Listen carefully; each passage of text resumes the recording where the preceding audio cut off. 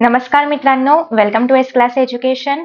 मी सुहानी आणि आज आपण पाहतोय 10th standard Sanskrit board exam मध्ये सेक्शन 2 जो आहे, ज्याला आपण पठित विभाग असं म्हणतो, तर त्याच्यामध्ये कुठले कुठले उतारे जे आहेत तर ते विचारले जाऊ शकतात. सगळ्यांना माहिती असेल की 2 पॅसेज असतात टेक्स्च्युअल पॅसेजेस मध्ये, त्याच्यावरती कशा प्रकारचे प्रश्न विचारले जातात हे सगळं काही आपण आजच्या व्हिडिओमध्ये पाहणार आहोत. सो व्हिडिओ शेवटपर्यंत नक्की बघा. तर सगळ्यात पहिली गोष्ट म्हणजे आपल्या पुस्तकामध्ये जे गद्यम असं मेन्शन केलंय, फक्त तेवढेच उतारे तुम्हाला त्या सेक्शन मध्ये विचारले जातात. याच्या आधी ऑलरेडी सुगम संस्कृतमची रिव्हिजन आपण केलेली आहे. आय होप तुम्ही तो व्हिडिओ पाहिला असेल. नसेल पाहिलं तर प्लीज चेकआउट करा.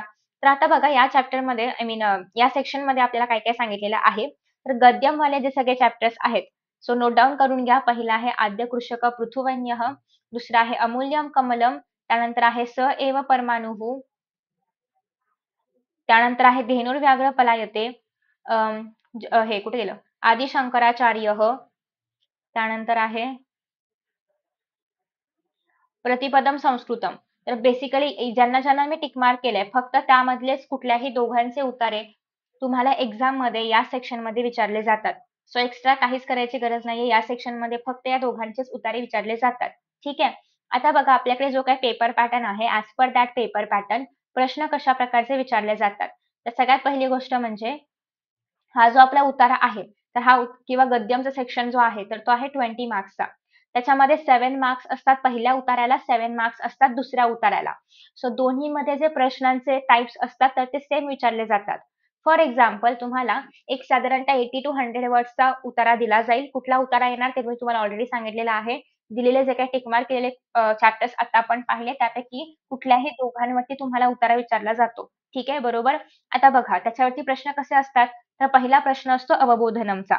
अवबोधनममध्ये तुम्हाला इथे जे काही ऑप्शन्स दिलेत किंवा क, ख, ग, घ, च, छ पर्यंत जे काही प्रश्न टाइप्स दिलेले आहेत, क्वेश्चनचे टाइप्स दिलेले आहेत, त्यापैकी कुठलेही 4 प्रश्न तुम्हाला एक्झाममध्ये विचारले जातात. ठीक आहे. आणि त्या 4 पैकी पण तुम्हाला कुठलेही 3च सोडवायचे असतात. एक तुम्ही आरामात स्किप करू शकता.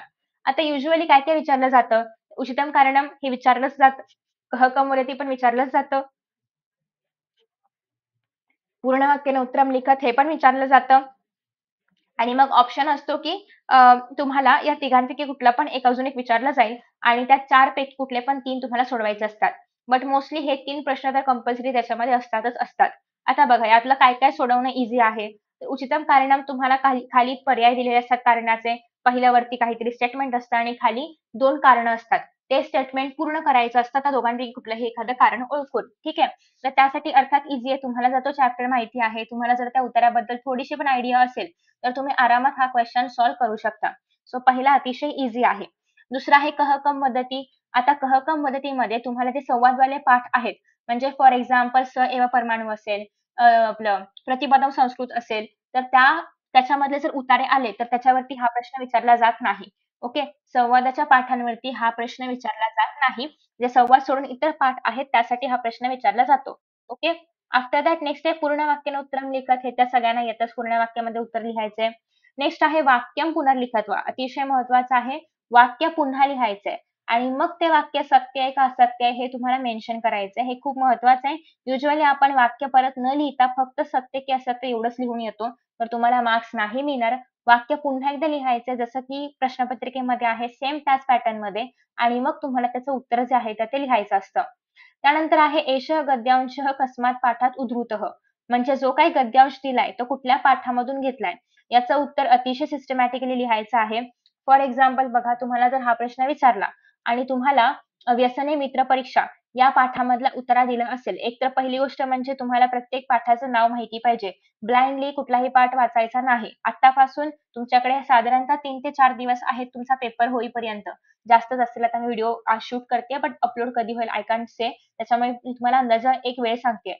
पण जेव्हा कधी तुमचा पेपर आहे त्याच्या आधी तुमच्या हातात बराचसा वेळ आहे. त्याच्यामुळे प्लीज उतारे वाचताना किंवा आता जेव्हा तुम्ही प्रॅक्टिस करणार आहात, तेव्हा चॅप्टरचं नाव वाचा, संपूर्ण चॅप्टर वाचा. मी ऑलरेडी एक्सप्लेनेशन अपलोड केलंय. चॅप्टरच्या मध्ये कशा प्रकारची विभक्ती वगैरे येतात हे सगळं मी अपलोड केलंय. सो ते सगळे व्हिडिओज नीट पहा जेणेकरून तुमचा संस्कृतचा पूर्णतः अभ्यास होईल. ठीक आहे.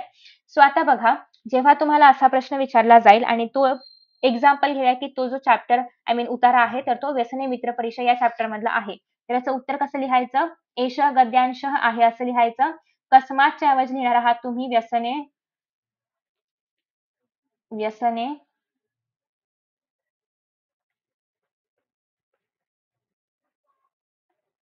मित्र परीक्षा हे पूर्ण लिहायचे नाव. याला तुम्हाला छान असं इन्व्हर्टेड कॉमामध्ये टाकायचं आहे. पुढे लिहायचं आहे इति. हा शब्द खूप महत्वाचा आहे इति आणि पाठात उद्धृतः आहे असं. उत्तर कसं लिहायचंय?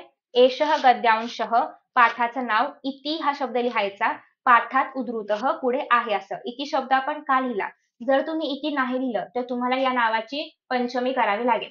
कशाला एवढा लोड घ्यायचा? इति हा शब्द लिहा, मग तुम्हाला कुठलीही पंचमी वगैरे करावी लागणार नाही. जसं आहे तसं पाठाचं नाव लिहायचंय. ठीक आहे. आय होप तुम्हाला हे कसं लिहायचं कळले. याच्यामध्ये फक्त व्यसने मित्र परीक्षा लिहिलं मार्क्स मिळणार नाहीत. पूर्ण वाक्याचं उत्तर लिहायचं आहे.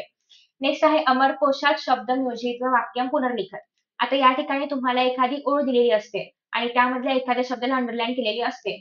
जो शब्द तुम्हाला अमरकोशामध्ये ऑलरेडी दिलेला असतो. आता बघा फॉर एक्झाम्पल अंडरलाईन केलेला शब्द हा राजा असेल तर तुम्हाला अमरकोशामधला कुठलाही दुसरा राज, नृपः, भूपः अशा प्रकारे कुठलाही एक शब्द त्या राजाच्या ऐवजी वापरायचा आहे आणि ते वाक्य पुन्हा लिहायचं असतं. आणि जो तुम्ही नवीन शब्द वापराल त्याच्या खाली अंडरलाईन करायची असते. आता एवढा मोठा अमरकोश पाठ करायचा का? अजिबात नाही. हे जे ब्ल्यू कलर मधले वर्ड्स आहेत ते आणि याच्यामधला कुठलाही एखादा दुसरा वर्ड एखादा केला तरी पण चालेल. तो करायचा आहे. आता अर्थात राजा राजा करू नका. इथला राजा केला तर इथला नृप करा. इथला भूमी केला तर इथला पृथ्वी करा किंवा दुसरं काय पण करा. अशा पद्धतीने हे ब्ल्यू वाले वर्ड्स आणि या सगळ्यापैकी कुठलाही एखादा शब्द तुम्हाला लक्षात ठेवायचा आहे. कारण युजली तुम्हाला एक्झाम मध्ये यातले शब्द येतात आणि ते सोडून मग तुम्हाला यातला एखादा शब्द लिहायचा असतो. सो कुठले पण एक एक शब्द पाठ करायचा आहे तुम्हाला अमरकोशामध्ये. पूर्ण अमरकोश रट्टा नसतो मारायचा. ठीक आहे. सो आय होप तुम्हाला आयडिया मिळालेली आहे. आफ्टर दॅट नेक्स्ट आहे की तुम्हाला जो काय अधोरेखित करून दिलेला शब्द असेल तर तो पहिल्याच विभक्तीमधला असणार आहे. त्याच्यामुळे विभक्ती वगैरे बदलायची लोड घ्यायची गरज नाहीये. पहिल्याच विभक्तीमध्ये असणार आहे, नामच असणार आहे. त्याच्यामुळे तुम्हाला विभक्ती, नाम, रूप वगैरे याचं काहीच टेन्शन घ्यायची गरज नाहीये. जसा शब्द आहे तसा काढायचा आणि त्याच्याऐवजी अमरकोशामधला जो तुम्ही रट्टा मारलेला शब्द आहे तो लिहायचा. दुसरी गोष्ट अमरकोशामधला जो काही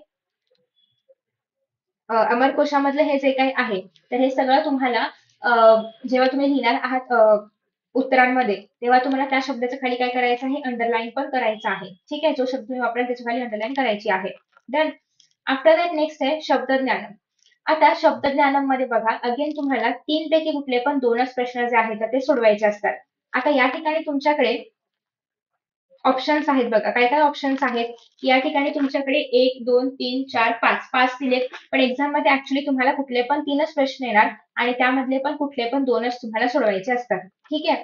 तर आता बघा पहिलं आहे ते म्हणजे 2 धातुसलित अव्यय किंवा विभक्त्यांचा पदे चित्वा लिखत. म्हणजे तुम्हाला असं सांगितलं असेल की कुठले पण 2 धातुसलित लिहा किंवा तुम्हाला असं सांगितलं असेल की कुठले पण षष्टी विभक्तीने विभक्तीचे शब्द लिहा किंवा पंचमीचे शब्द लिहा किंवा कुठले पण असं तुम्हाला काही काही सांगितलं असेल तर त्या पद्धतीने तुम्हाला त्या फॉर्मॅटमध्ये शब्द जे आहेत तर ते लिहायचे असतात त्या तुमच्या उत्तरामधून शोधून. ठीक आहे. मत्वांत, लव्यंत जे काही विचारलं असेल त्यानुसार. आफ्टर दॅट नेक्स्ट आहे ते म्हणजे प्रश्न निर्माणम कुरुत. आता प्रश्न निर्माणम कुरुत मध्ये काय सांगितलेलं असतं की तुम्हाला एखादा शब्द म्हणजे एखादं वाक्य दिलेलं असतं. फॉर एक्झाम्पल घेऊया आपण कुठला तरी एक जेणेकरून तुम्हाला आयडिया मिळेल. आता बघा इथे सांगितले प्रश्न निर्माण करू किंवा इथे सांगितले प्रश्न निर्माण करू तर या शब्दाच्या ऐवजी तुम्हाला त्या ठिकाणी प्रश्न निर्माण करायचा असतो. प्रश्न निर्माण करताना एवढं लक्षात ठेवायचंय की ज्या विभक्तीमध्ये तुम्हाला विचारलेलं आहे म्हणजे आता या ठिकाणी प्रयाग क्षेत्रे म्हणजे प्रयाग क्षेत्रात ठीक आहे सप्तमी आहे तर तुम्हाला प्रश्न निर्माण करताना जे आपलं कचं सप्तमीचं रूप आहे ज्या लिंगामध्ये आहे त्याच लिंगामध्ये आणि त्याच रूपामध्ये तुम्हाला जो प्रश्न आहे तर तो बनवायचा असतो. ठीक आहे. सो प्लीज ट्राय करा की तुम्ही त्याच विभक्तीमध्ये बनवाल आणि अजिबात वाक्याचा अर्थ बदलता कामा नये. दुसरी गोष्ट जेव्हा तुम्ही प्रश्न निर्माण कराल तेव्हा शेवटी काय आलं पाहिजे? क्वेश्चन मार्क आलंच पाहिजे. अदरवाईज तुम्ही किती पण बरोबर चं रूप लिहिलं तरी पण तुम्हाला मार्क्स नाही मिळणार कारण प्रश्नचिन्ह इज इम्पॉर्टंट. ठीक आहे. सो अल्टिमेटली शेवटी प्रश्नचिन्ह हे आलंच पाहिजे. तर अशा पद्धतीने हे झालं. नेक्स्ट आता आपण बघूया पुढचा प्रश्न काय आहे.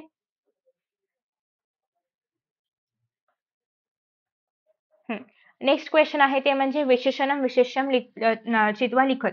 तर तुम्हाला असं दिलं जातं की तुम्हाला विशेषण आणि विशेष्य जे आहे तर ते निवडून लिहायचं आहे. ठीक आहे. एकतर तुम्हाला हे मेलनम करण्यासाठी दिलं जाईल किंवा दुसरी गोष्ट म्हणजे तुम्हाला हे चतुर्थ पद लिखत म्हणजे ए चं बी आहे तर सी चं तुम्ही ओळखा तर अशा पद्धतीने विचारलं जातं. तर याच काही फॉर्मॅट्स मध्ये तुम्हाला या ज्या गोष्टी आहेत त्या विचारल्या जातात. ठीक आहे. त्यानंतर नेक्स्ट आहे संधीही. संधीवरती ऑलरेडी मी व्हिडिओज अपलोड केलेले आहेत बरेचसे, तर तुम्ही चेकआउट करू शकता. आता संधीवरती कसे प्रश्न येतात बघा, तर या ठिकाणी आपण काही एक्झाम्पल्स पण बघत जाऊया, जेणेकरून तुम्हाला साइड बाय साइड आयडिया मिळेल, की नेमके क्वेशन्स कशा पॅटर्नमध्ये असतात. ठीक आहे.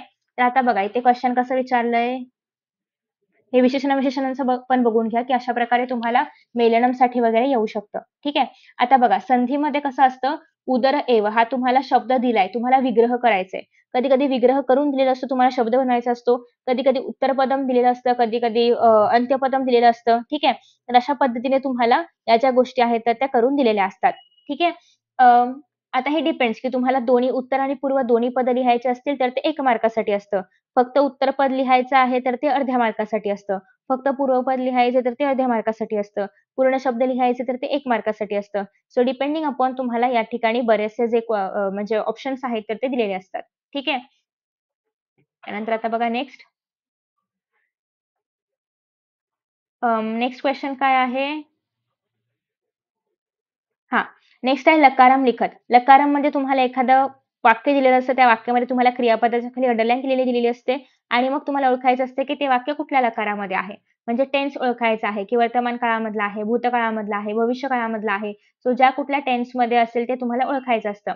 फॉर एक्झाम्पल आता एखादा एक्झाम्पल आहे का आपल्याकडे? हां, हे बघा. लकाराम लिखत. तर अशा प्रकारे तुम्हाला दिलेलं असतं, की या ठिकाणी आता अंडरलाईन करून दिलं जाईल क्रियापदाच्या खाली. ते नाही केलंय, पण तुम्हाला एक्झाममध्ये अंडरलाईन करून मिळेल.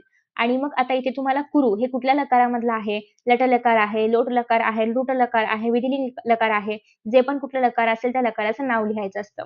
तर अशा प्रकारचे क्वेशन्स जे आहेत तर ते तुम्हाला एक्झाममध्ये विचारले जातात. ठीक आहे.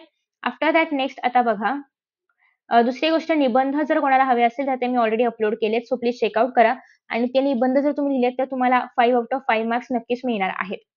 सो इथपर्यंत आपण शब्दज्ञान पाहिले. त्यानंतर नेक्स्ट आहे पृथक्करणम. पृथक्करणममध्ये काय असतं, की तुम्हाला काही घटना दिलेल्या असतात, त्या तुम्हाला क्रमाने जोडायच्या असतात. ठीक आहे. हे झालं पृथक्करणम. पहिला गद्यांश जो असतो आपल्याकडे 2 प्रश्न आहेत ना गद्यांशचे, अ गद्यांश आणि आ गद्यांश. दोन्ही पण 7च मार्कांसाठी आहे. तर पहिल्या गद्यांशमध्ये घटना क्रोनॉलॉजिकल ऑर्डरमध्ये म्हणजे क्रमाने लिहायच्या असतात. तुम्हाला उलट्या-सुलट्या करून दिल्या असतील, तुम्हाला त्या क्रमाने लिहायच्या असतात. आणि दुसऱ्या गद्यांशामध्ये तुम्हाला रेखाचित्र जे आहे तर ते पूर्ण करायचं असतं. रेखाचित्र असेल, जालचित्र असेल, जे पण आपण त्याला म्हणतो वेव्ह डायग्राम असतं ना तर ते. तर हे तुम्हाला करायचं आहे 2 मार्काला आणि या ठिकाणी 4 ब्लँक्स वगैरे असतात. फॉर एक्झाम्पल असं. आता हे पद्यममधलं आहे, पण तुम्हाला दाखवायचं म्हणून मी दाखवते, की अशा पॅटर्नमध्ये तुम्हाला क्वेशन्स विचारले जातात. ठीक आहे? Done? After that next. So next question बघा आहे पृथक्करणम आपलं झालेलं आहे. पृथक्करणम जे आहे ते 2 मार्कांचं आहे. असं करत-करत जे उत्तरावरचे प्रश्न असतात ते आपण सगळे पाहिलेले आहेत. त्यानंतर नेक्स्ट आहे गद्यांशम पठित्वा सरलार्थम लिखत. तर तुम्हाला संस्कृत नाट्य सबकह आणि नदी सूक्तम हे जे 2 आहेत, तर फक्त या दोघांचंच तुम्हाला अर्थ लिहिण्यासाठी विचारलं जातं. आता अर्थ कुठल्या भाषेमध्ये लिहायचा? जर तुम्ही प्रॉपर इंग्लिश मीडियमचे स्टुडंट आहात, तर तुम्हाला हा अर्थ इंग्लिशमध्ये लिहायचा आहे. आणि जर तुम्ही मराठीचे स्टुडंट असाल, तर तुम्हाला हा अर्थ मराठीमध्ये लिहायचा आहे. ठीक आहे. सो डिपेंडिंग अपॉन की तुमचं मीडियम ऑफ रायटिंग काय आहे, त्यानुसार तुम्हाला हे जे क्वेशन्स आहेत, तर ते सॉल्व्ह करायचे असतात. डन. या दोघांपैकी बघा संस्कृत नाट्य सबकमध्ये परत 3 उतारे आहेत आणि नदीसुक्तममध्ये एकच आहे. दोघांमधलं पण एक-एक विचारलं जाणार. तुम्हाला कुठलं पण एकच सॉल्व्ह करायचं असतं. सो एकतर माझ्या मते नदीसुक्तम करून जा ईझी आहे आणि एकच पॅराग्राफ आहे म्हणजे आय मीन की एकच कथा आहे. नदी सुक्तममध्ये 3-3 वेगळ्या कथा आहेत. सो 3 कथा लक्षात ठेवण्यापेक्षा नदी सुक्तम करून जा आणि इझिली तुम्ही ते सॉल्व्ह करून येऊ शकता. कारण दोघांपैकी काय पण एकच सॉल्व्ह करायचं आहे. 4 ते 5 वाक्य असतात. ट्रान्सलेशन करताना लक्षात ठेवा, की तुम्हाला कुठल्याही प्रकारे मीनिंग बदलता कामा नये, अर्थाचा अनर्थ होता कामा नये. यू मे चेंज सिक्वेन्स किंवा टेन्स सेम राहिलं पाहिजे. सिक्वेन्स म्हणजे शब्द पुढे-मागे चालू शकतात, पण अर्थ मात्र बदलला नाही पाहिजे. दुसरी गोष्ट अशी आहे, की तुम्ही टेन्स सेम ठेवायचा आहे. लिंग सेम ठेवायचं आहे आणि वचन सेम ठेवायचं आहे. कुणाचं पण वचन, लिंग बदलता कामा नये. ठीक आहे. तर अशा पॅटर्नमध्ये तुम्हाला याचे आन्सर्स लिहायचे असतात. नेक्स्ट आहे प्रश्न ई. ई म्हणजे काय? माध्यम भाषामध्ये उत्तर लिहा. आता माध्यम भाषामध्ये उत्तर लिहीत असताना सगळ्यात महत्त्वाची गोष्ट म्हणजे स्वाध्यायामध्ये जे तुम्हाला माध्यम भाषामधले प्रश्न विचारलेले आहेत, गद्यममध्ये काय-काय येतं हे मी तुम्हाला ऑलरेडी टिक मार्क करून दिलंय. तर गद्यममध्ये, स्वाध्यायामध्ये जे काही प्रश्न विचारलेले आहेत, तर तेच क्वेशन्स तुम्हाला एक्झाममध्ये येतात. म्हणजे हे बघा, हे माध्यम भाषामधले जे काही प्रश्न आहेत, त्यातलेच प्रश्न तुम्हाला एक्झाममध्ये येतात 2 आणि त्यापैकी तुम्हाला कुठलंही एक सोडवायचं असतं 2 मार्कांसाठी. याचा एक पॅटर्न आहे किंवा याचा एक फॉर्मॅट आहे. उत्तर लिहिताना सुरुवात करायची आहे प्रस्तावनेतून. एक साधारणतः 2 ते 2.5 ओळींची प्रस्तावना असली पाहिजे आणि त्यानंतर ॲक्चुअल उत्तर लिहायचं आहे साधारणतः 4 ते 5 ओळी मिनिमम, मॅक्सिमम किती पण मोठं लिहा आणि मग कन्क्लुजन लिहायचं असतं खाली, की यामुळे असं-असं झालं किंवा यामुळे पुढे जो काही प्रश्न असेल तर तो असा लिहायचा असतो. तर या पद्धतीने तुम्हाला उत्तर लिहायचं आहे. उत्तर माध्यम भाषामध्ये लिहायचं आहे. त्याच्यामुळे या स्टेप्स सगळ्यांनी फॉलो करायचे आहेत. मग तुम्ही इंग्लिशचे असो किंवा मराठी मीडियमचे असो. तर हे आहे 2 मार्कांसाठी. तर अशा पद्धतीने आपण गद्यम विभाग पाहिलाय. नेक्स्ट व्हिडिओजमध्ये आपण पद्यम आणि इतर सगळे विभाग पाहणार आहोत. त्याच्या आधी ऑलरेडी मी काही निबंध अपलोड केले, काही म्हणजे सगळेच निबंध अपलोड केलेत, तर ते चेकआउट करा. या व्हिडिओचा पार्ट 1 चा जो काही व्हिडिओ आहे तो पण नक्की चेकआउट करा, जेणेकरून तुम्हाला सुगम संस्कृतमध्ये 8 पैकी 8 मार्क्स मिळतील आणि आजच्या सेशनमध्ये पण तुम्हाला आउट ऑफ मार्क्स मिळतील. Thank you so much for watching this video. Next व्हिडिओमध्ये आपण पाहणार आहोत तृतीय विभाग पद्यम. ठीक आहे. So thank you so much. Best of luck for your exams and bye bye.